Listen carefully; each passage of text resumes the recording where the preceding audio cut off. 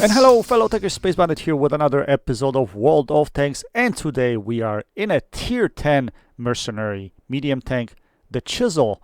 We're in a platoon with Freddy, FMB, and we're a map Arctic region. Today we're going to cover some map strategies, and we're going to show you how on some maps you can win with map knowledge, especially if you know areas of the map that you can go to and what happens in certain areas of the map. What are the team tendencies? Especially with corridor maps, you get that and you're able to anticipate what is going to be the play, what your opposition is going to do. And on open maps, it's a little bit harder. So we're going to talk about that a little bit later on. But first game, we're on Mountain Pass, and this is the important area here. Crossing this open area of the map, make sure your turret is turned to the right, just like that. First of all, you can shoot on the move whoever's there. There are usually light tanks over there. And second is, if someone's shooting at you and hits your turret, you're likely to bounce that shot, right? As you can see, I got spotted early. That's a dangerous position, but I was able to cross and get myself in front of that rock so I could side scrape, and whoever was shooting at me bounced my turret. And usually what's going to be shooting at you is light tanks. Now, for heavy tanks, it's much more difficult to cross this area there because you're getting there later. In many cases, when you're crossing, you're just gonna get juiced, right? So you have to just anticipate as to what the opposition is doing and what the opposition light tanks are doing, right? If you see your friendlies getting fired upon, don't cross, just wait. I mean, that's the way to do it. In my situation, I was able to make it. And here, I'll be able to put shots into these guys that decide to overcommit into the middle. And that's the worst thing you can do early in game, overcommit into the middle, especially if the other team has high ground like I do over here, right? So we're going to be putting shells into these guys here. Put a shell into the light tank right here. We put the shell into the TD a little bit earlier. And now what we're going to do is we're going to try to test to see if we can win this side of the map. And that's what we're going to do. We're going to come up here. We're going to try to help this heavy tank that's fighting by himself over there. Now, the last thing you want to do is be the only heavy tank on this flank. And unfortunately, he dies. So now I'm just debating. Should I just wait here and wait for these guys to come up here so I can engage them? Or should I just push a little bit further? Now, I see my light tank coming a little bit further over there. So I'm like, okay, you know what? Maybe I should kind of go with him and see if these guys actually come and peek from around the corner. We can put a couple of shells into them. There's a little ridge over here I can use. So that's what I was thinking. But there's nothing. It looks like they're not really pushing. And here is where the knowledge comes in. So this corridor in front of me, right? First, it's not RD safe. Second, whoever's on hill at C3 can be shooting at you into this position. Not where I was, but if I push a little bit further.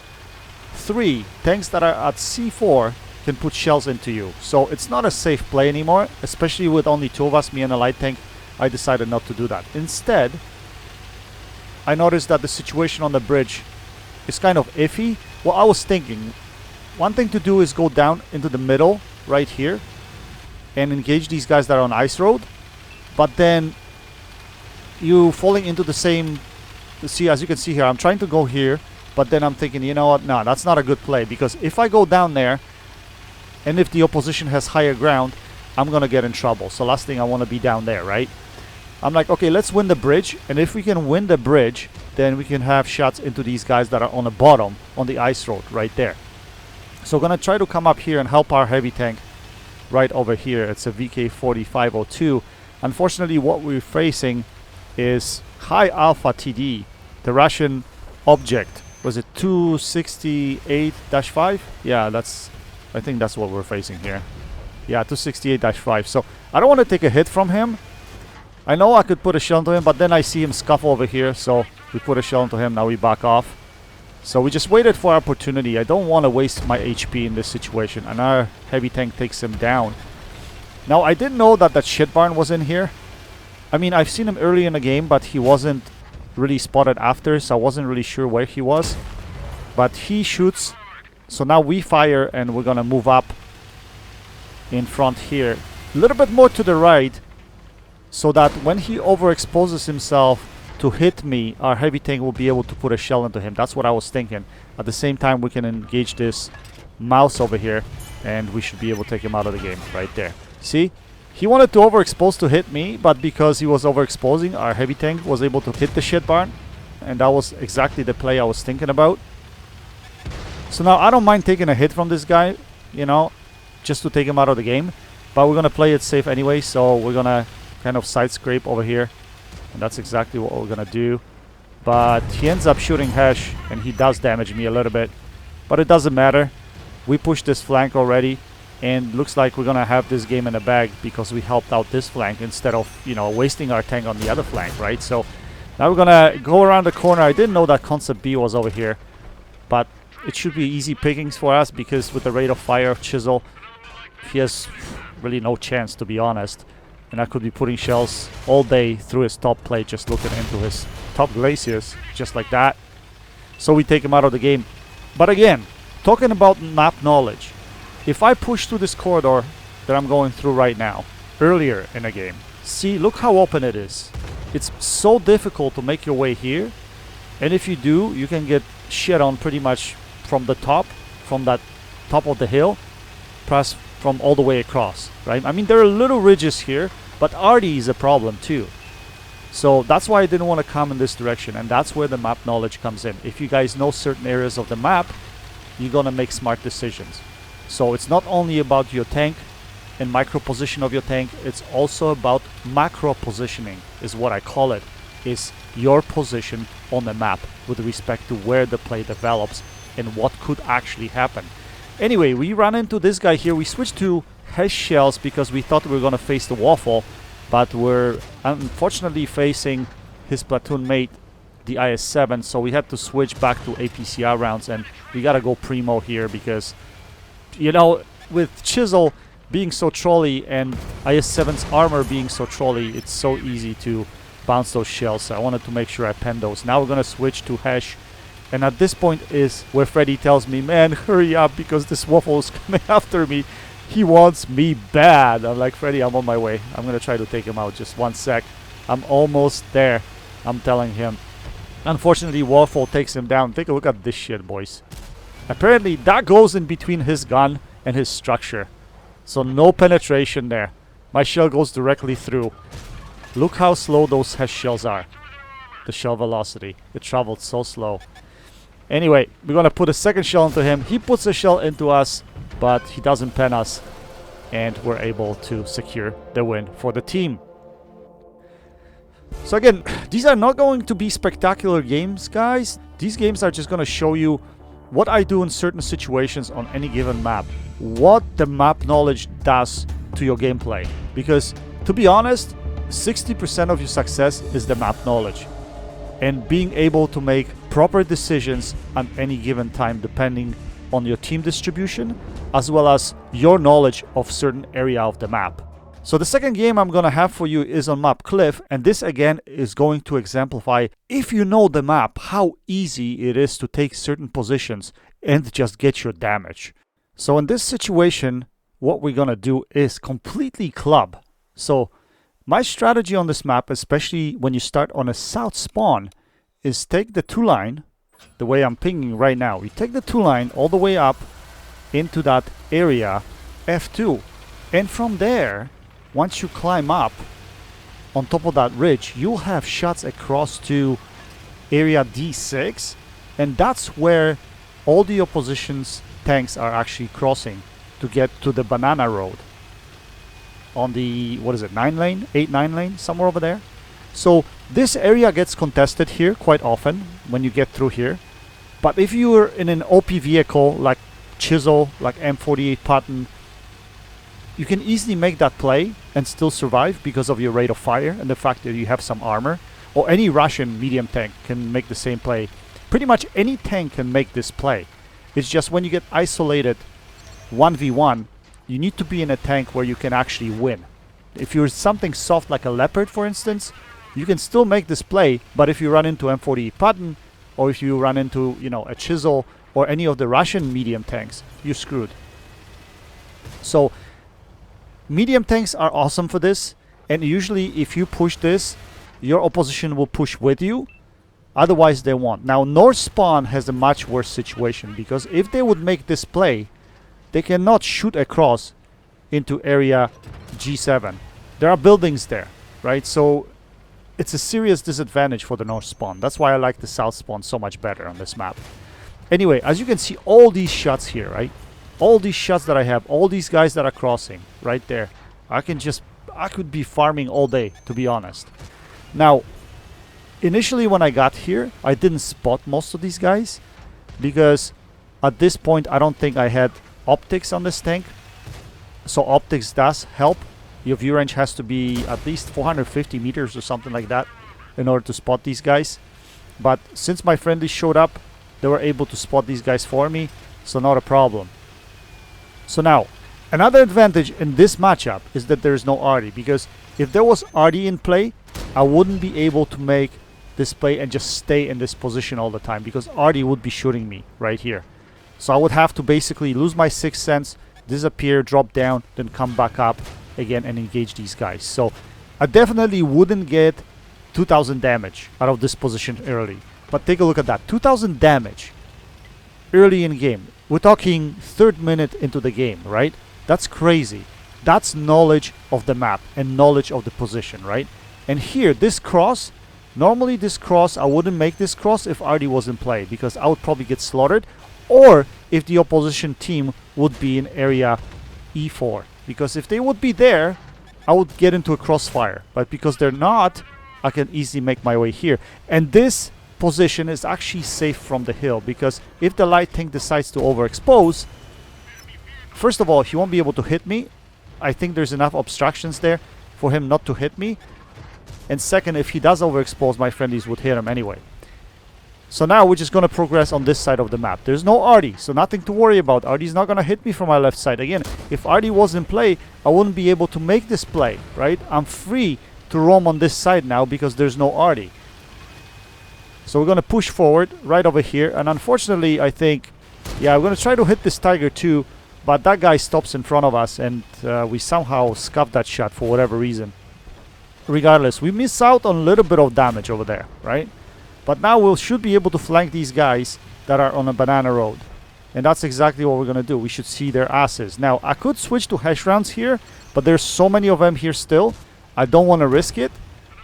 I'd rather have my APCRs loaded. But that guy is going to push forward now, so we know he's running. So we're going to try to finish him off right here. Just like that. Next one is the TD on our left-hand side. He's looking at us right there. So we're going to just play it safe, make sure we play hold down. We're going to wait for our reload to complete. We're going to lead this shot, hit him on the side of the turret right there. And it's pretty much cleanup time. The game is over. Just like that, the game is over. Because we knew the map. We were quickly positioning early in the game. Our team followed us and followed our lead. And we were able to clean up. Just like that. That's the advantage of map knowledge. Now, how do you negate this from the opposing side? You really can't. You just have to understand that this could happen. You know, that whoever wins 1-2 lane, you're going to get shit upon from that side of the map. And really, there is no answers. You're going to have to play it safe. And I guess Banana Road is the only alternative. Trying to hold the middle is another alternative. But, you know, it's not so easy anyway. We're going to try to take care of this light tank over here. Unfortunately, we just track him here. But we put him in place, and now we should be able to take him out of the game. And we do. And the last medium tank, at this point I wasn't paying attention to the map. I didn't know exactly where he was, but he ends up being at B6 somewhere. Yeah, right there. Or A6. And he's going to drown himself, I think. Or kill himself. So we're not going to get to that kill. But again, knowledge of the map, guys. Make sure you watch videos of good players or YouTubers out there, especially if you're a new player. Try to find out what are the best locations for you. What are the early positions in game where you can get yourself into, where you can get early damage, right? You need to look at different scenarios for the same map with respect to what the opposition does. If the opposition comes into the same location that you are, do you have an escape point? Is there a place you can run off in case you get yourself in trouble? So those are little things that you have to look at. But in general, on many maps there are locations like this where you can actually come in and utilize the tactics and get your damage early. Okay, one more game. We have one more game for you. And this is different to the first two games. This is just to show you what I do or how lost I am when I don't really have a favorite position on the map. And map Kasserine has been recently reworked. It was much taller, if I could call it that. Those rocks used to be much taller. The hills on this map used to be much taller. So the terrain has changed on this map as well. So I don't really have favorite positions. I liked to play out of position D7 in the past, somewhere over there. If you look up, I had a game in a Conqueror that I did really well on this map, and that was actually out of that position somewhere on this side of the map.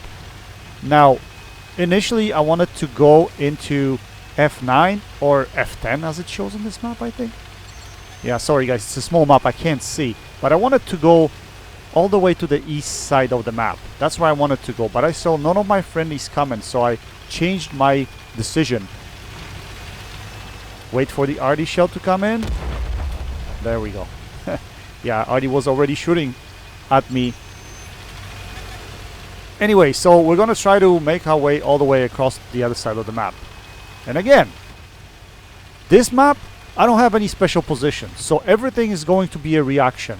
And it's going to be a lot harder to get damage in this game. Yet I still did pretty well in this game because of, I don't know, like overall knowledge of the game, I guess. But I couldn't get early damage, right? Yet I still made this up later on in the game. So, if you don't know the map, I guess the only way you can react is by looking at the minimap all the time, making sure that you see where your opposition is, that you're not in a situation, especially if you're in an open field, you're not in a situation where you're in a crossfire, where someone's shooting you from the left and someone else is shooting you from the right. That's the last thing you want to be in. But in this situation, because I didn't know the map, I'm like, okay, you know what? I'm gonna go to where my friendlies are. I'm gonna go with them. Fly light tank, nice. It collides with me, spins 360. That's the way to do it, brother. Anyway, go with my friendlies and at least try to push this side of the map. Now, once I decided to go here, as you notice, my friendlies actually decided to go east for whatever reason. But anyway, we're gonna engage this TD. Unfortunately, he puts a shell into us. That wasn't very cautious play on our part, because he could still see our side armor. So, you know, no, that wasn't very good. But we're gonna get ourselves already safe as much as we can, even though you think that little rock is gonna protect us. I don't think so. But it would negate potentially a bad impact or bad hit, right? Maybe just a splash or something like that. Anyway, we see this Tiger 2 over here. I think it's a Tiger 2. Yes, it is. We put a shell into him. Yet we're going to pay attention to that TD that's on top, because he could easily poke out and hit us. And we really have no escape point because those ridge lines are so small, right? So it's hard to play hold down. But now we're going to move up to the next rock on our left hand side. And we are going to take a hit if we have to. I know that Tiger 2 is in there. I didn't know whether he was looking at me. Yes, he was. So we're going to take that hit. But it doesn't matter. We should be able to finish him right here.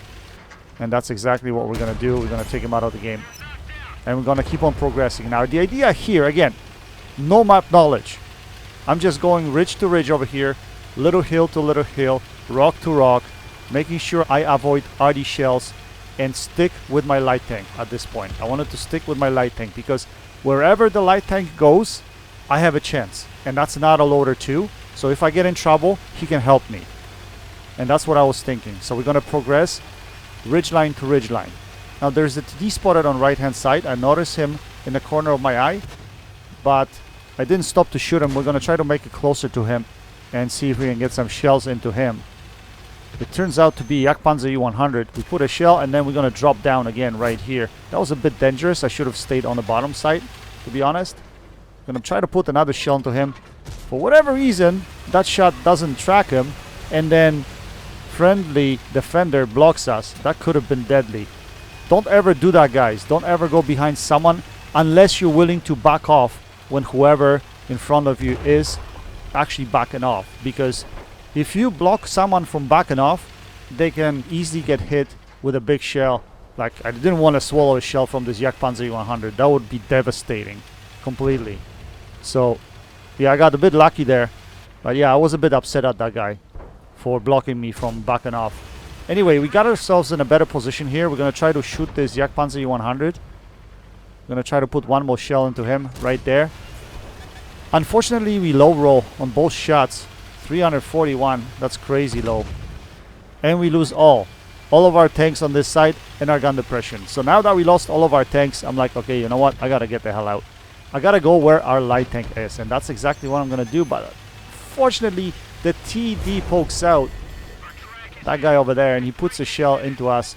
I tried to angle to see maybe he can skim his shot off my side armor, but unfortunately he did manage to pen me. Now I know the RD shell's coming. I know it's coming sooner rather than later. Right there. So lucky that it didn't splash me. The RD shooting AP shells. Otherwise it would have been trouble. So we're going to try to approach it from the middle now because I don't want to run into those TDs. And I want to follow my light tank again.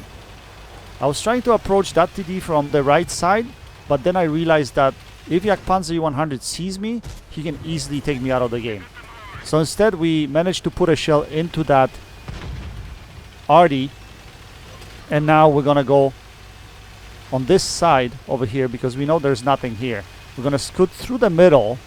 We're gonna take the low ground right over here, and we wanted to flank this Panzer 100. He's still alive. I was thinking, you know what, if I can flank him from here, I could easily take him out of the game. And looks like our light tank has similar idea, so he's gonna go after him as well. So light tank is playing off of me, I'm playing off of light tank. I think that's the perfect combination right there. But at the same time I get spotted, and we spot the RD. So we're gonna change our plan. I'm hoping our light tank can take care of Panzer 100, and we're gonna try to take care of the RDs.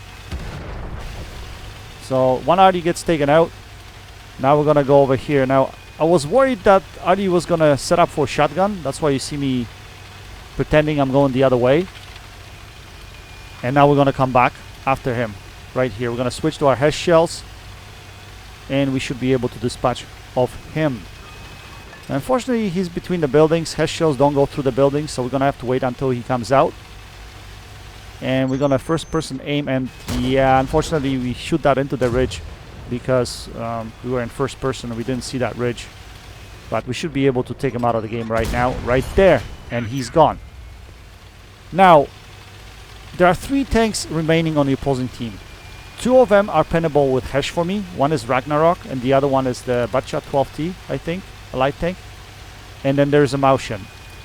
So I was expecting the medium and the Ragnarok to come from the middle, and that's exactly what happened right here. As you can see, Batcha 12T is there and Ragnarok is there as well. So we're gonna try to put a shell into Ragnarok, but unfortunately we lose our gun depression on that ridge. So we're gonna have to scoot over that. And we need to aim that shot. Hopefully you can take that light tank out of the game if we pen him. Yes, we do. That's a key shot because we managed to full pen him and take him out of the game. APCR round might have low rolled over there and left him with some HP, but because we were shooting HESH and we penned, we were able to take him out. And that kill was key because light tanks on a big map like that are problematic. Very problematic. Anyway, so we're gonna try to catch that Ragnarok right now, but he's a smart player and he decided to run off because he knew he was all by himself over here. He doesn't want to engage the chisel and the light tank at the same time. So we're gonna try to find him. He's definitely running away into the middle. Now we don't know where the Maushan is, and we're assuming that he's somewhere in the middle as well. There he is. We spot him right there.